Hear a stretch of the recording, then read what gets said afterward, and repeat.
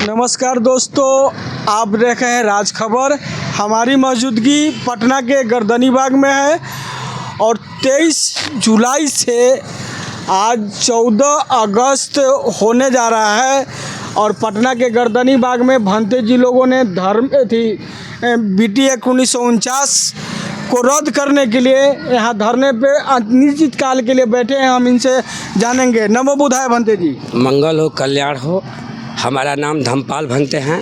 हम गर्दनी बाग में धरना प्रदर्शन पर बैठे हुए हैं और आपको मैं साधुवाद दे रहा हूं कि आपका मंगल हो, कल्याण हो। आपका चैनल अधिक दिनों तक इस धरातल पर टिका रहे, इस जैसे बुद्ध धम्म टिका था।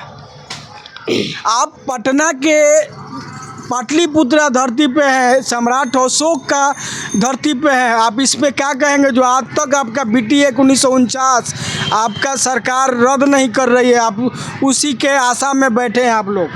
हम लोग उसी के आशा में बैठे हैं। BT एक्ट 1949 निरस्त करने की समस्या है। हम लोगों का आंदोलन मुख्य वही है, लेकिन सरकार नहीं सुन रही है। इसका क्या कारण है, जबकि पाटलिपुत्र की धरती पर बैठे हैं? प्रश्न यही है आपका। प्रश्न तो अच्छा है आपका, जबकि पाटलिपुत्र की धरती पर बैठे हैं। मुख्यमंत्री जी भी कह रहे हैं कि हम सम्राट के वंशज हैं। ठीक है, बहुत अच्छा। सम्राट अशोक चौधरी भी कह रहे हैं कि हम उन्हीं के हैं। सब लोग कह रहा है उन्हीं का, लेकिन उन लोगों का गुण जो है थोड़ा सा नहीं है।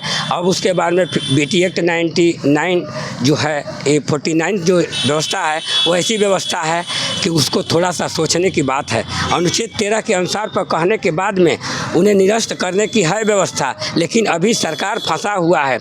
निष्पक्ष ये सरकार बना नहीं है कि नीतीश की सरकार है, मिली जुली सरकार है और उसके बाद में उनसे ऊपर है। इसीलिए समस्या अभी रुका है, लेकिन जन जन तक एक बात फैल चुका है कि बार बार कहते हैं हमारे मुख्यमंत्री जी कि हम सम्राट के वंशज हैं। अब पाटलिपुत्र तो ये सत्य है। अशोकाराम बिहार में 60,000 भिक्षु निवास करते थे। ये अशोक की धरती है।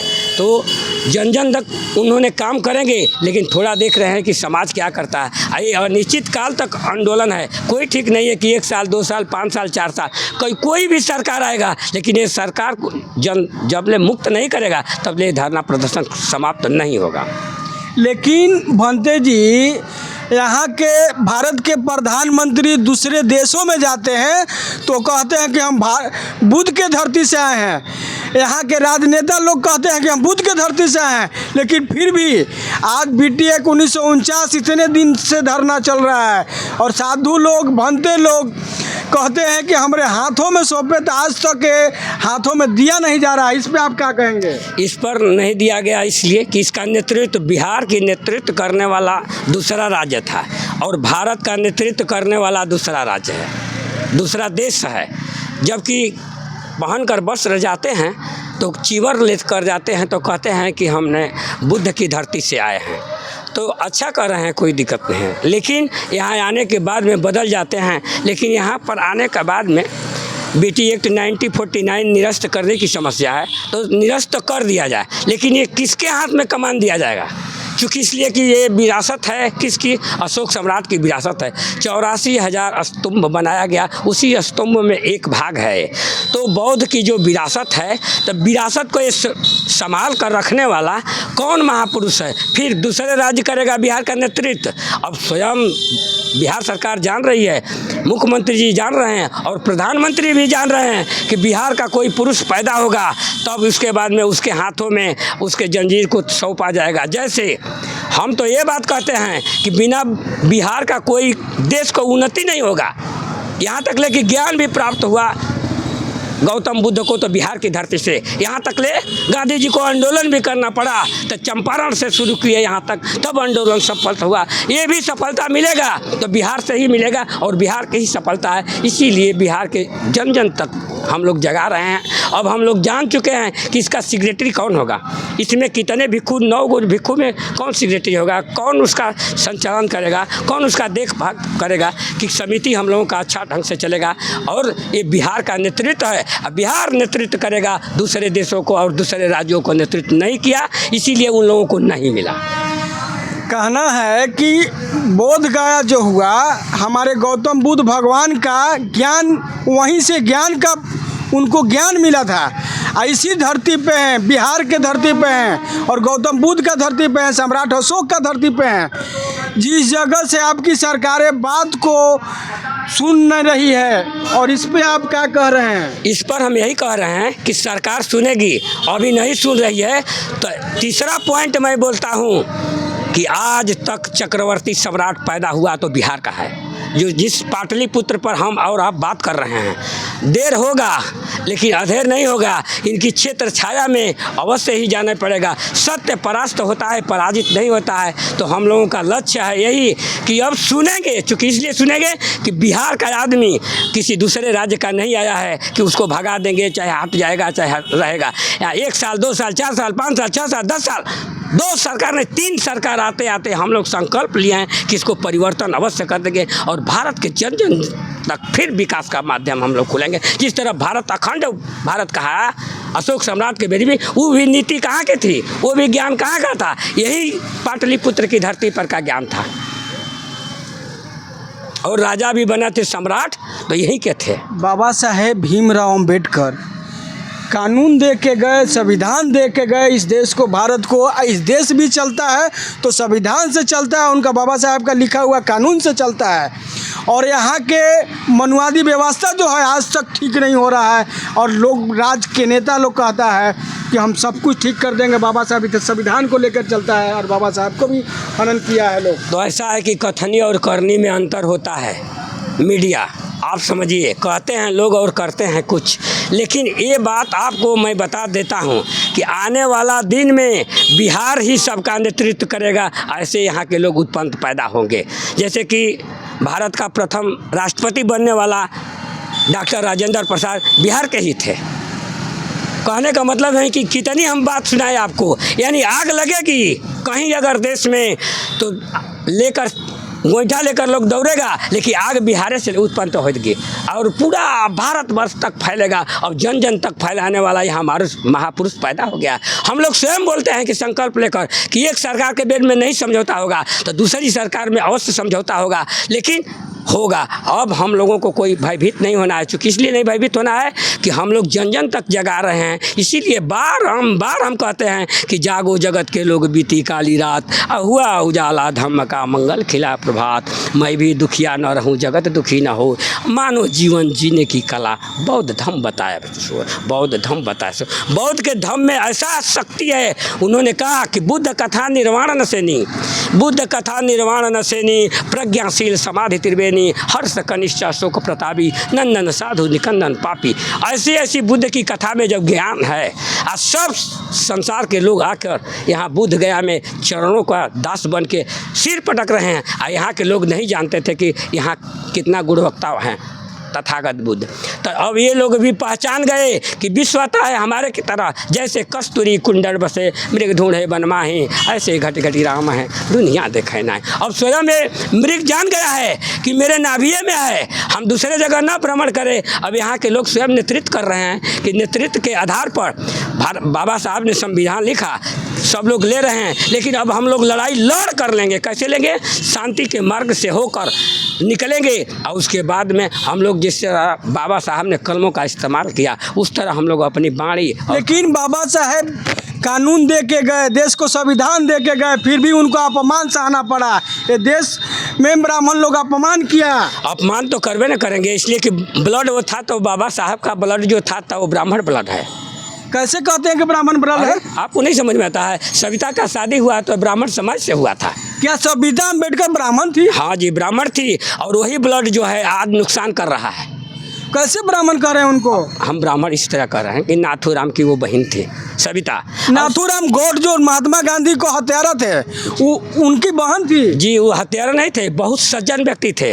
उन्होंने सत्य असत्य को समझते थे और सत्य असत्य पर उन्होंने अपनी हत्या कर दिया और गांधी जी की भी हत्या किया है। मैंने उनको मर्डर किया और उनके चलते फांसी भी सहा, उनकी भी हत्या। वो गलत आदमी नहीं थे, वो सही आदमी थे। उनका नेतृत्व करने वाला गलत था।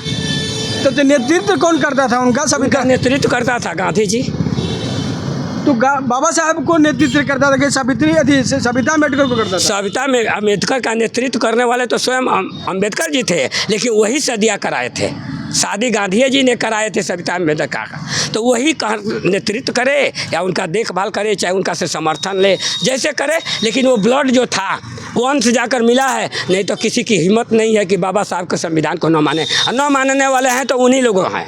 तो गांधी जी सविता अम्बेडकर को शादी कराए थे, नाथूराम गोड की बहन थे सविता अम्बेडकर ना, कहना आपका ये है। हाँ, इसलिए जानबूझ के उनको शादी करा दिया गया था सविता अम्बेडकर को ब्राह्मण समाज में ना जी बाबा साहब। हाँ, इसीलिए शादी कराया गया कि बाबा साहब के नाम जो था 32 डिग्री प्राप्त कर चुके थे और 4 PhD किए थे। वैसा विद्वान उस समय नहीं था कोई, वैसा विद्वान आज भी नहीं है सर। बाबा साहब जितना पढ़े लिखे थे भारत में, आज तक उतना कोई पैदा नहीं हुआ सर। अरे वही नहीं, यहाँ तक से कि कोलंबिया यूनिवर्सिटी से लेकर अमेरिका के नई कोलंबिया यूनिवर्सिटी तक और भारत वर्ष तक एक भी वैसा विद्वान नहीं हुआ। लेकिन वैसे महापुरुष को भारत रत्न बनने के लिए 40-45 वर्ष लगा, जबकि संविधान लिखने वाले थे।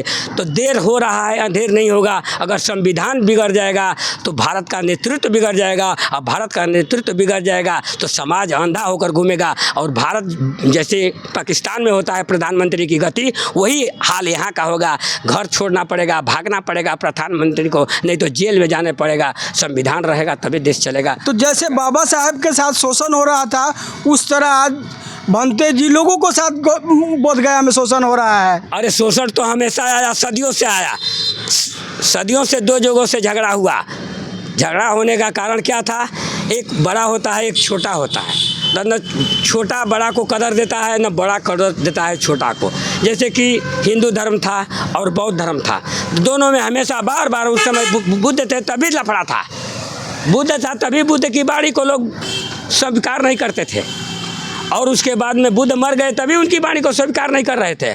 उसी तरह बाबा साहब थे। भारत में सबसे पहले बुद्ध भगवान आए, उसके बाद जो भी धर्म बना बुद्ध भगवान के बाद ही बना। नहीं, उससे पहले धर्म बना था, जैन धर्म बना था। लेकिन जैन धर्म के प्रवर्तक नहीं थे, जैन धर्म को उजागर करने वाले नहीं थे। जैन धर्म उजागर करने वाले कौन नहीं थे? राजा लोग सपोर्ट नहीं करते थे। उनका प्रैक्टिकल थे और थ्योरी पर धर्म बना था, सही था।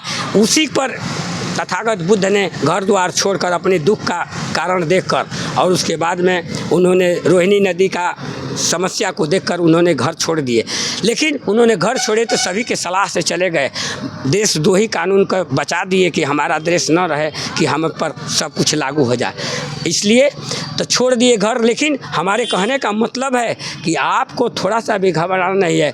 दोष और निर्दोष दोनों जब रहता है तबे समझ लिए कि फैसला होता है। पक्ष और विपक्ष नहीं रहेगा तो आनंद नहीं लगता है। तो आनंद जब लेना है तो दिन है वैसे रात है, उसी तरह मनुवादियों को करने दीजिए और हम लोगों को करने दीजिए। लेकिन फिर भी आप उम्मीद लगा के बैठे हैं ना कि हमारे गौतम बुद्ध का प्रतीक, सम्राट अशोक का प्रतीक और बुद्ध धर्म का प्रतीक बचाने के लिए आप लोग BT Act 1949 को रद्द करने के लिए सरकारों से उम्मीद है ना आपका? अरे उम्मीद तो इतना है कि 90 भाग हमारा है और 10 भाग मैं छोड़ा हूँ। तो उम्मीद तो है कि मैं जन जन तक फैलाऊंगा और अपने अधिकार को एक दिन 24 घंटा के अंदर में ले लेंगे।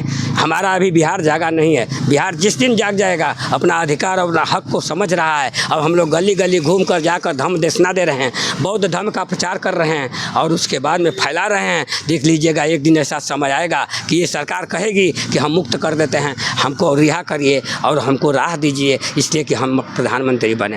ये सरकार नहीं देगी तो दूसरे सरकार देगी, दूसरे सरकार नहीं देगी तो तीसरे सरकार देगी। लेकिन हम लोग यहीं के निवासी हैं, इस संपत्ति को लेकर रहेंगे। सीधा बात चैलेंज कर रहे हैं कि लेकर रहेंगे, तो सरकार सुनेगी ना आपका बात? सरकार तो सुनना ही सुनना है। आज नहीं सुनेगी, कल सुनेगी, परसों दिन सुनेगी, चौथा दिन सुनेगी, लेकिन सुनेगी अवश्य। बहुत बहुत धन्यवाद भंते जी। और पटना के गर्दनी बाग में है और धरने पे बहुत दिनों से आप लोग बैठे हैं। आप उम्मीद भी कर रहे हैं सरकारों से कि हमारा BT Act 1949 को रद्द करके हमारे भंते लोगों को हाथ में वो ब्राह्मण से मुक्त करके हमारे हाथों में सौंपने का काम करे। अब बिहार सरकार नीतीश कुमार जी से आप लोग निवेदन करते हैं, इस पर कमेंट में आप बताएं। नमो बुद्धाय, जय हिंद।